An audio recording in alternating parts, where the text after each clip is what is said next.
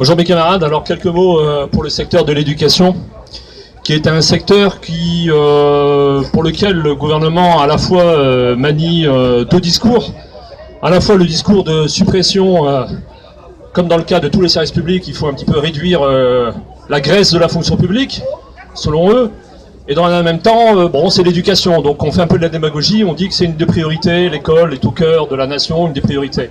Et donc ils sont un peu dans cette contradiction, d'où un petit peu les mesures qui commencent à être prises et qui sont complètement un leurre. Je voudrais juste donner un exemple qui est un exemple qui a été mis en avant dans le programme de Macron et qui commence à être mis en œuvre par son ministre de l'Éducation nationale, qui était d'ailleurs dans la région, qui était à Tourcoing hier, qui nous dit qu'il va dédoubler les classes de CP.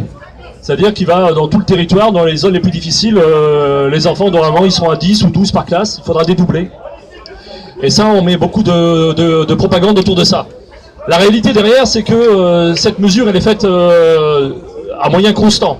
C'est-à-dire que s'il dédouble, il faudra prendre des moyens supplémentaires, bien sûr, mais ailleurs, il y aura des personnes en moins pour faire des remplacements, il y aura éventuellement des élèves en plus dans les autres classes qui ne sont pas les classes de CP, il y aura des moyens qui seront mutualisés, réduits. C'est absolument un moyen constant. Il y a absolument, alors que chacun comprend les mathématiques, il faudrait augmenter le nombre d'enseignants pour ça. Sans compter que c'est des mesures qui sont balancées en l'air, mais qu'en réalité, quand on regarde dans le détail, par exemple pour le département du Nord, l'an prochain, il est annoncé 200 classes de CP qui seront concernées par ces dédoublements. Mais en réalité, il n'y en aura que 100 sur l'ensemble du département, déjà où il y aura un réel dédoublement. Et pour les 100 autres, et notamment dans les villes telles que Lille, Roubaix, Tourcoing, qui sont des grosses agglomérations où il y a beaucoup de REP+, les classes les plus difficiles, en fait, ils n'ont pas de locaux.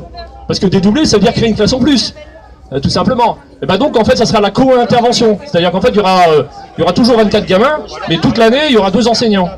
Et où chacun sait très bien, c'est une question pédagogique, on ne peut pas du tout travailler de la même façon quand c'est comme ça que quand il y a un seul enseignant face à une classe dédoublée.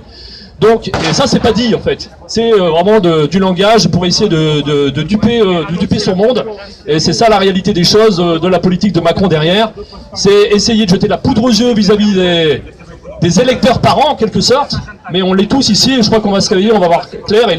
Et les personnels qui sont en train de constater un peu ces annonces, dès septembre, seront là pour protester, pour contester dans le concret ces mesures.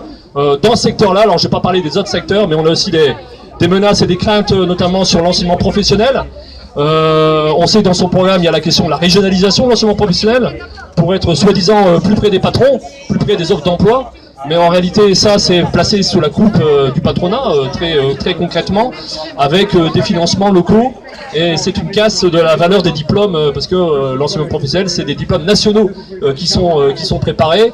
Et on ne peut pas confier ça aux régions.